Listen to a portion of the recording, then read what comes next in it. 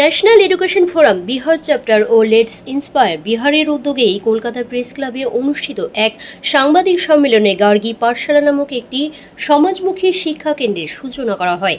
এই পাঠশালা বিশেষভাবে নারী ও সুবিধা বঞ্চিত শিশুদের জন্য বিনামূল্যে শিক্ষা, প্রযুক্তি প্রশিক্ষণ ও জীবন দক্ষতা ভিত্তিক কর্মসূচি প্রদান করবে। উদ্যোগটির অনুপ্রেরণা বিহারের আইজি বিকাশ বৈভব, যিনি বলেন, গার্গী পাঠশালা হবে ক্ষমতায়নের প্রতীক।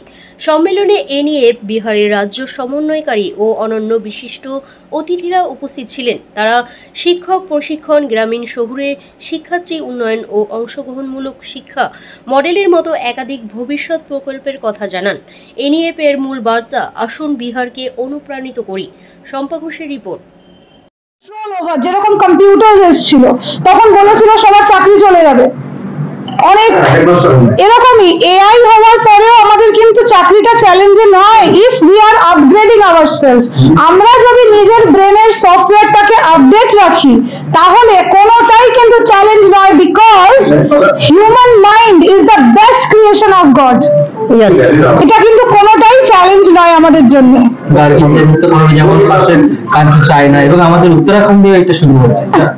নিশ্চয়ই একদম উন্নত মানের শিক্ষা, যেরকম সূর্যের আলো, হাওয়া, জল আমরা আটকাতে পারি, সেরকমই শিক্ষাকে আমরা যেন আটকাতে, বাউন্ডারিজ এর মধ্যে আটকাতে না পারি। আমরা শিক্ষাকে এমন করে দেব, কে জানে কালকে কোথার থেকে আমাদের একজন আব্দুল কালাম তৈরি হবে, কোথার থেকে আমাদের বিবেকানন্দ তৈরি হবে, কোথার থেকে আমাদের কে কিভাবে তৈরি হবে আমরা জানি না। তাই আমাদের শিক্ষকদের তরফ থেকে আমি এটা জানাতে চাই যে আমরা শিক্ষাটাকে প্রত্যেকটা একদম ইন্টিরিয়ারের স্কুলস গুলোর মধ্যে নিয়ে যেতে চাই। আর আমাদের ভবিষ্যৎ পরিকল্পনা হলো একদম টপ মোস্ট স্কুলস গুলোর সাথে, একদম ইন্টিরিয়ার মোস্ট স্কুলের ছাত্রদের সাথে আমরা কম্পিটিশন করব। আর আমরা কিন্তু এটা একদম নিশ্চিত যে আমাদের বাচ্চারাও কিন্তু পারবে, কারণ শিক্ষাকে কেনা যায় না। আমাদের গার্গী পাঠশালার যে এই উদ্যোগটা আছে, এই উদ্যোগে আমরা free education for women, free education for under privilege children এই উদ্যোগটা নিয়েছি।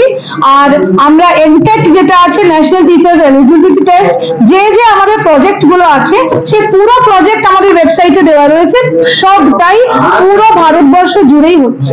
কলকাতা प्रेस क्लब में शिक्षा के स्रोत को जनमानस तक, साधारण मानस तक पहुंचाने के लिए हम लोगों के साथ बिहार की धरती, बिहार के लाल, बिहार के आईपीएस, बेगूसराय के सुपुत्र आईजी आईपीएस श्री विकास वैभव सर के माध्यम से, जो बिहार सरकार में है, सेवारत हैं, लेकिन आज वो पूरे भारत वर्ष में उनका कार्य सुरक्षा के रिगार्डिंग है, पुलिस सेवा में है, लेकिन आज वो शिक्षा के क्षेत्र में भी भारत के हर राज्यों में उनकी पहल है गार्गी पाठशाला को ओपन कराना और उसको वंचितों को, साधारण जनमानस के बच्चों को, ताकि आज शिक्षा को लेकर सभी लोग अवेयर हैं, लेकिन एक बड़ी कमाई अपने बच्चों पे खर्च करने के बाद भी उनके बच्चे कहीं न कहीं शिक्षा के नाम पे ठगे जाते हैं। वैसे में एक कुशल प्रशासक आईजी श्री विकास वैभव सर, जो हमारे मार्गदर्शक हैं, उनके मार्गदर्शन में आज कलकत्ता में भी गार्गी पाठशाला का शुभारंभ हुआ है। ন্যাশনাল এডুকেশন ফোরাম এখন সারা ভারতবর্ষের মধ্যে একটা রেগুলেশন আনতে চলেছে।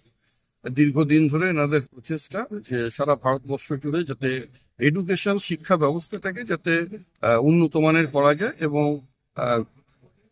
গ্রাম গ্রাম, গলি গলি থেকে যেন প্রত্যেকটা মানুষ যেন শিক্ষা পায়। যে শিক্ষা ব্যবস্থাটা আমাদের ভারতবর্ষ থেকে প্রায় মুছে গেছে বলেই আমরা দেখছি।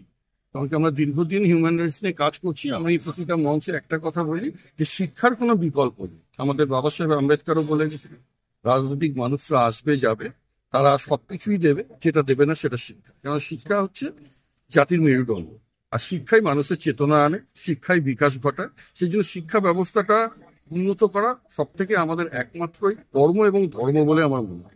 শিক্ষা যদি সঠিকভাবে মানুষ পায় তাহলে মানুষ নিজের জ্ঞান অর্জন করতে পারবে, কোনটা ন্যায় কোনটা অন্যায় সেটা নিজেই বিচার করতে পারবে, এবং আমাদের দেশ অনেক এগিয়ে যাবে এই একটা কারণে, কারণ শিক্ষিত সমাজ একটা নতুন দিগন্তের সৃষ্টি করে।